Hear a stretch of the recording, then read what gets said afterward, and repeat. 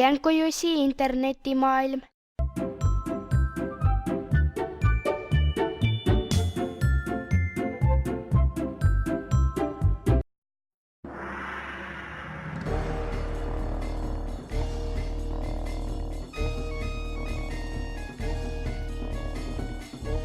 Mihkel, palun tule korraks appi.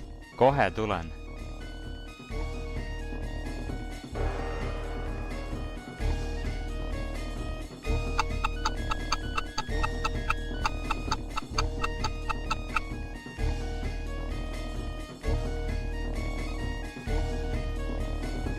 No nii, poisid, mis nüüd siis toimub?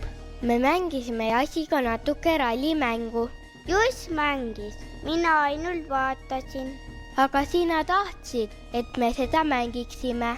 Poisid, aga miks te arvuti oma tuppa tõite? Ma arvasin, et see on meie arvuti. Jah, see näeb ju välja nagu laste oma. Juss ja Jass, tänapäeval tehakse veelgi pisemaid arvuteid. Aga miks? Eks ikka selleks, et neid oleks mugav kaasas kanda. See siin on meie kõigi ühine arvuti. Lase arvuti olla elutoas, niimoodi on teil lihtsam meilt abi küsida. Aga samuti on meil lihtsam märgata, kui te abi vajate. Väga hea mõte.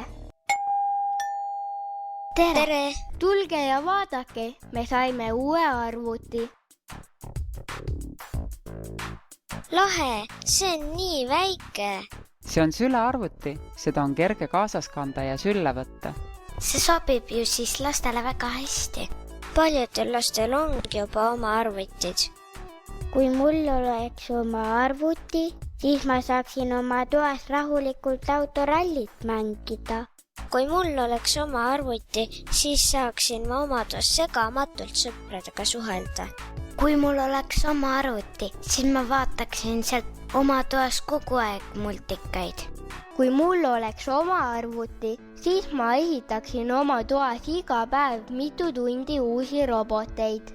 Väga paljudes peredes on jällegi üks ühine arvuti, mida saab kordamööda kasutada. Aga ma ei saa ju siis nii palju arvutis olla, kui ma tahan. Juss, sa ei jõua elu sees kõiki huvitavaid asju internetis ära vaadata. Kui kõik asjad on internetis, kas siis igas arvutis on internet? Ei minna, arvuti ja internet on ikka erinevad asjad. Tänapäeval ei ole enamus teavet, muusikat ja filme enam mitte arvutis, vaid hoopis internetis. Ma ei saa aru. Las ma seletan, tulge selleks siia ringi. Ellen, palun anna mulle lõngakera. Ma võtan selle appi, siis on lihtsam seletada. Nii, nüüd tulen iga ühe juurde lõngaga ja teie võtke sellest kinni. Pange nüüd tähele. Ma vean lõnga risti-rästi ema juurest Jassi juurde. Ja minu juurest Jussi juurde. Minu juurest Johanna juurde. Minu juurest Minna juurde. Minu juurest Jussi juurde. Mis lõngast tekkis? Võrk. Just, tekib võrk. Samasuguse nähtamatu võrgu abil on arvutid omavahel ühendatud ja saavad suhelda. Selline nähtamatu võrk ongi internet. Oi, lõng läks katki. Aga kui internetilõng katki läheb? Siis öeldakse, et internetiühendus katkes. Kas see lõng on igal pool ühejämedune või kuidas see interneti kohta käib? Internetiühendus võib olla kiirem või aeglasem. Kiirema internetiühendusega avanevad internetis asuvad pildid ja multikad ja dokumendid kiiremini. Äge, kas meie ühendus on minu rallimängu jaoks piisavalt kiire? Jaa, on küll. Aga kas me võime nüüd oma mängu edasi mängida? Kuule Jass, niimoodi teeksid sa oma tervisele küll liiga. Üle poole tunni päevas arvuti taga ei ole laste silmadele kindlasti kasulik. Aga miks? Liikuva värvilise pildi jälgimine väsitab silmi ja võib põhjustada peavalu.